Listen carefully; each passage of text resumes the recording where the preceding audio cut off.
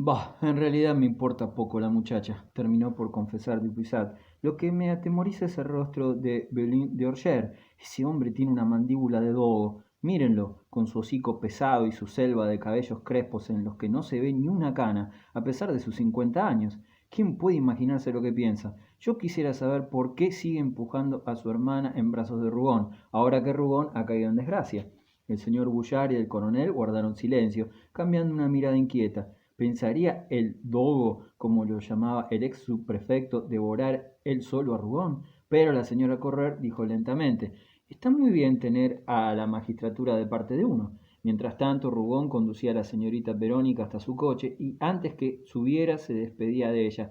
En aquel preciso instante la bella Clorinda salió de la iglesia, del brazo de Delestan. Se puso seria y envolvió con una mirada de fuego a aquella mujer amarillenta, la portezuela de cuyo coche Rugón tuvo la galantería de cerrar, a pesar de su traje de senador. Entonces, mientras el coche se alejaba, se dirigió directamente hacia él, soltando el brazo de Delestan y recuperando su risa de niña grande. Toda la banda la siguió. He perdido a mamá, le gritó alegremente. Me han raptado a mamá en medio de la gente. ¿Me ofrece un rinconcito en su cupé? Delestan, que iba a proponerle acompañarla a su casa, pareció muy contrariado. Clorinda llevaba un vestido de seda anaranjada, recamado de flores tan chillonas que los lacayos la miraban.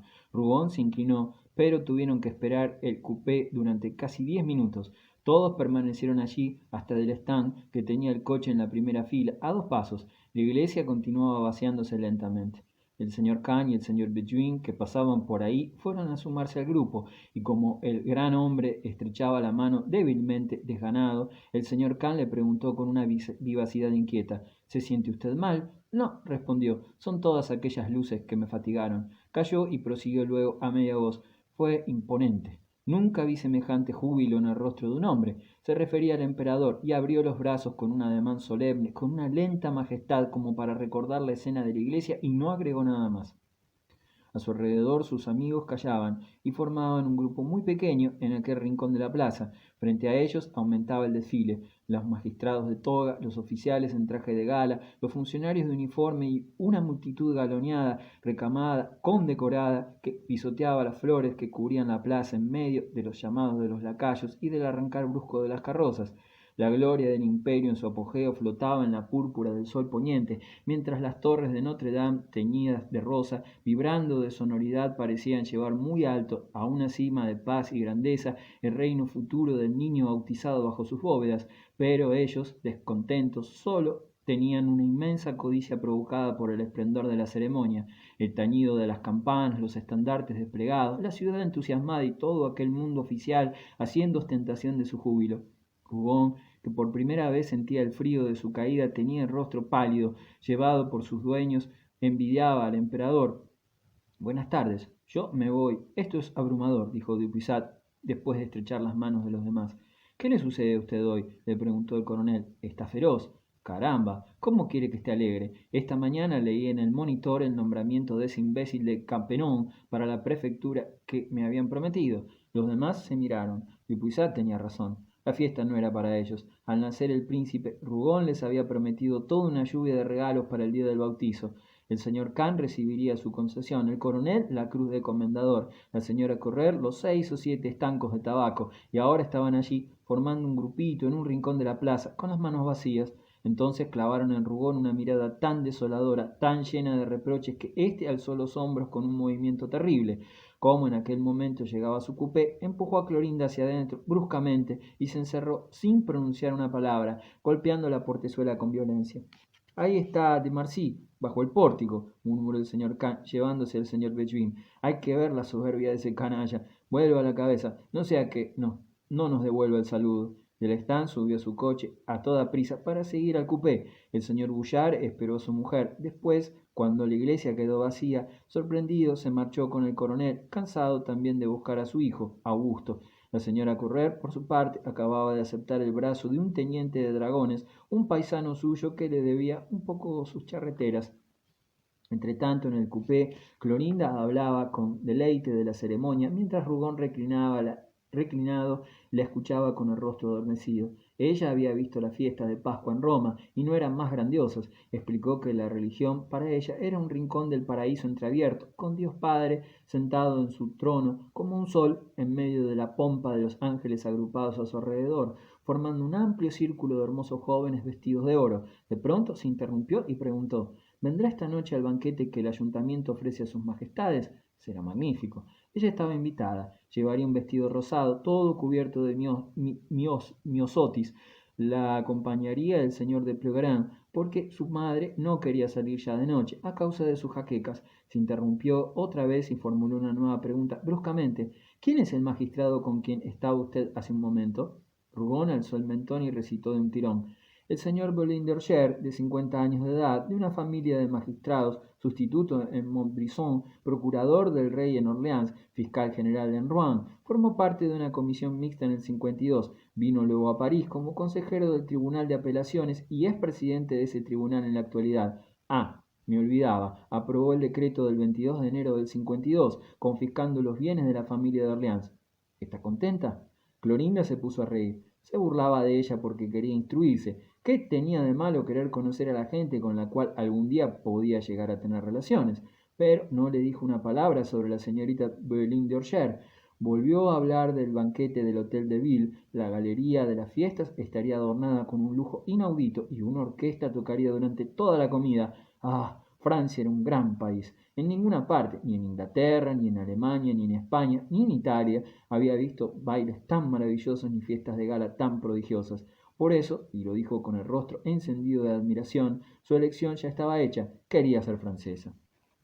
Oh, soldados, exclamó, mire los soldados. El coupé que había seguido por la calle de la Cité quedó interceptado en el extremo del puente Notre-Dame por un regimiento que desfilaba por el muelle. Eran soldados de línea, soldaditos que marchaban como corderos, un poco dispersos a causa de los árboles de las aceras.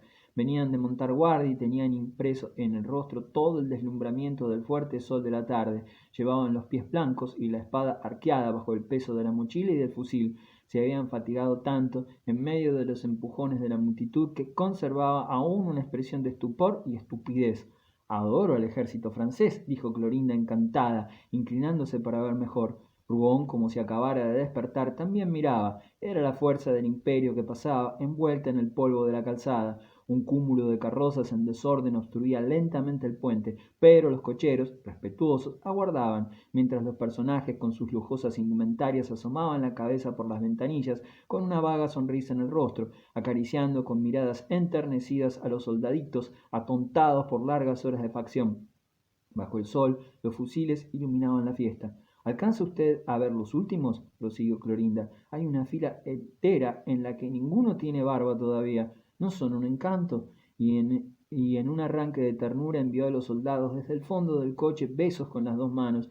Se ocultaba un poco para que no la vieran. Quería regalarse con aquel júbilo, con aquel amor que súbitamente le había inspirado la Fuerza Armada.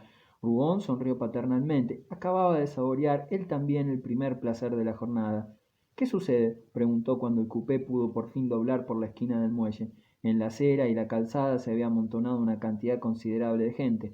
El coche tuvo que detenerse nuevamente. Una voz salió del grupo. Es un borracho que insultó a los soldados. Los agentes de policía acaban de detenerlo. Entonces, al entreabrirse el grupo, Rougon vio a Vilquin, borracho, perdido, a quien dos agentes sostenían por el cuello de su chaqueta. Por entre los jirones de su traje de dril amarillo se veían trozos de su piel, pero permanecía tranquilo, con su bigote colgando en su cara enrojecida. Tuteaba a los agentes y los llamaba corderitos míos. Les explicó que había pasado la tarde tranquilamente en un café, en compañía de gente muy rica. Podían informarse en el teatro del Palais Royal, a donde el señor y la señora Charbonnel habían ido a ver los confites del bautismo.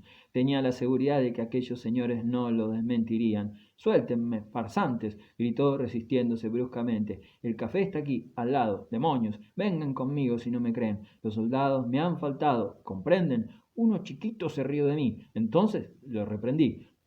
Pero insultar al ejército francés, jamás. Háblenle un poco de Teodoro al emperador y verán lo que les dice. No saldrían ustedes muy bien parados. La gente divertida reía. Los dos agentes imperturbables no soltaban su presa y empujaban lentamente a Gilquín hacia la calle San Martín, en la que se veía a lo lejos el farol rojo de una comisaría. Rugón se había acurrucado rápidamente en el fondo del coche, pero de pronto Gilquín levantó la cabeza y lo vio. Entonces, en medio de su embriaguez, adoptó una actitud socarrona, pero prudente. Lo miró y guiñando un ojo empezó a hablar para él. Basta, muchachos, podría armar un escándalo, pero no lo haré, porque también uno tiene su dignidad. ¿No pondrían ustedes sus manazas sobre Teodoro si se paseara con princesas como un ciudadano que yo conozco? También uno ha trabajado con gente de alto copete y delicadamente, sin pedir nada a cambio.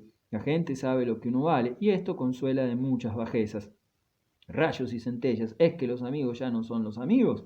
Se enternecía con la voz entrecortada por el hipo. Rugón llamó discretamente con la mano a un hombre envuelto en un amplio capote, a quien reconoció cerca del cupé. Le habló en voz baja y le di la dirección de Gilquín, 17 calle Virgin, en General. El hombre se aproximó a los agentes como para ayudarlos a reducir al borracho que se debatía. La gente quedó sorprendida al ver que los guardias doblaban por la izquierda y metían a Gilquín en un coche de alquiler, cuyo cochero, después de recibir una orden, se alejó por la calle de la Mellicería.